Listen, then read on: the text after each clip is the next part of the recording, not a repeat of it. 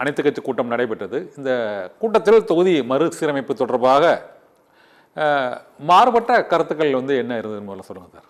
அதாவது முதல்ல இப்போ தமிழ்நாடு புதிய மக்கள் தொகை கணக்கெடுப்பு நடத்தி 2026 தொகுதி மறுசீரமைப்பு செய்தால் அது தமிழ்நாடு மாதிரியான வளர்ந்த மாநிலத்துக்கும் ஏற்கனவே குடும்ப கட்டுப்பாட்டில் அதிக விழிப்புணர்வு பெற்று மக்கள் தொகையை கட்டுப்படுத்தி நாட்டின் வளர்ச்சிக்கு துணை நின்ற முதன்மையான மாநிலங்களில் தமிழ்நாடு ஒன்று.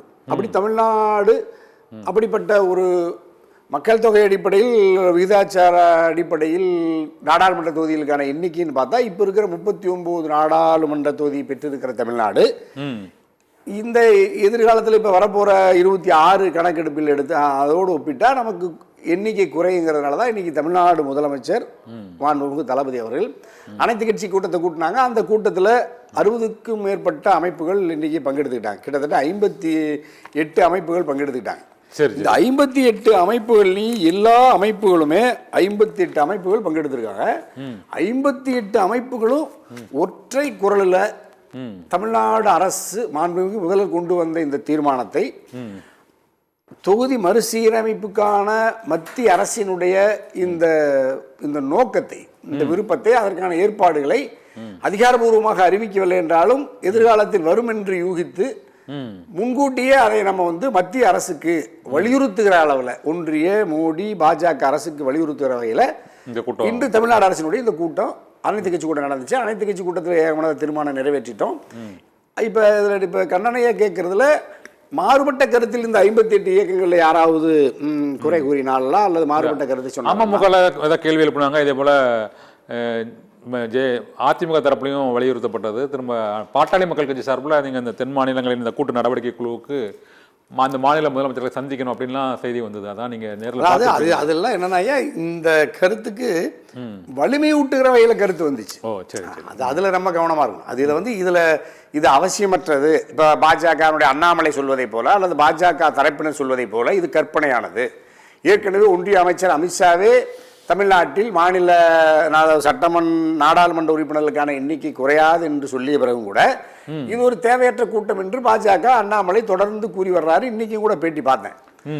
ஆனால் அதில் வந்து எண்ணிக்கை குறையாது. அதில் வந்து நீங்கள் திராவிடர் கழகத்தினுடைய தலைவர் ஆசிரியர் ஐயா வீரமணி சொல்றாங்க, ஒரு கோடு அதை அழிக்காம அந்த கோட்டை சிறிது பண்ண வேண்டுமானால் என்ன செய்யணும்னு பார்த்தா அதற்கு அருகாமையிலேயே ஒரு பெரிய கோட்டை போட்டு விட்டால் இந்த கோடு ஏற்கனவே இந்த கோடு சிறிதாகிவிடும்.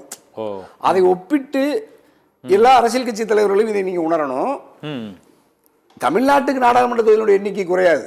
ஆனால் இந்தி பேசுகிற மாநிலங்கள்ல உத்தரப்பிரதேசத்துல, பீகார்ல, மத்திய பிரதேசத்துல, ராஜஸ்தான்ல மக்கள் தொகை எண்ணிக்கை அடிப்படையில் நீங்கள் உயர்த்தினால் அப்ப நமக்கான பிரதிநிதித்துவம் குறைந்து விடும். ஆகவே இந்த சூட்சமத்தை, இந்த சூழ்ச்சியை நம்ம கவனமாக எதிர்கொள்ளணும்னு நீங்கள் ஆசிரியர் வீரமணியா சுட்டி காட்டி பேசுனதை பார்த்தேன். அப்புறம் அன்புமணி ராமதாஸ் ஐயாவெல்லாம் இன்னும் கூடுதலாக அதில் நீங்கள் எல்லா மாநிலங்களையும் ஒருங்கிணைச்சு, குறிப்பாக தென் மாநிலங்களுக்கான முதலமைச்சர்கள் எல்லாம் கூட்டி இந்த கலந்து பேசி நம்ம இன்னும் ஒன்றிய அரசுக்கு அழுத்தம் அதிகமாக தரணும்னு தான் சொன்னாங்க. அப்போ அதில் வலிமை கூட தான் செய்தாங்க. அதில் அண்ணா திராவிட முன்னேற்ற கழகத்தினுடைய பிரதிநிதியா அண்ணன் ஜெயக்குமார் அண்ணன் முன்னாள் அமைச்சர், முன்னாள் சபாநாயகர் அவசரமா இது தேவையில்லை அப்படிங்கிற மாதிரி சொன்ன கருத்து சொன்னது அவர் வெளியில உள்ள கருத்து சொன்ன அப்படி இல்லை. அதில் அவரு இந்த இது அரசியல் சாசனம் இன்னும் சொல்ல போனால் நம்ம கூட நாடாளுமன்றத்தில் எம்பிக்களுடைய எண்ணிக்கை தான் குறையும் சொன்னோம். சரி, முதல்ல இதனால சட்டமன்ற உறுப்பினர்களுடைய எண்ணிக்கையும் குறையும் சொன்ன ஒரே கட்சி அதிமுக தான். ஓ அப்படியா? சட்டமன்ற அதையும் நீங்க கவனத்தில் எடுத்துக்கொண்டு அப்படின்னு சொன்னாலும் எனக்கே வியப்பா இருந்துச்சு. அப்ப அவர் ஜெயக்குமார் அண்ணா பொறுத்த வரைக்கும் இயற்கையில் இயல்பாகவே அவர் இந்த திராவிட கருத்தியலோடு தமிழ் இனம் மொழி தந்தை பெரியார் பேரறிஞர் அண்ணா புரட்சி தலைவர் அம்மா பற்றி நின்ற பாதையில் இருந்து அவர் விலக மாட்டார். அவர் பாஜகவினுடைய இந்துத்துவனுடைய அல்லது மோடி அரசினுடைய எந்த கொள்கையையும் கருத்தியல் ரீதியாகவே சித்தாந்த ரீதியாகவே ஏற்காதவர். அவர் ஒரு திராவிட சித்தாந்தவாதிங்கிறது எனக்கு மாற்று கருத்து இல்லை.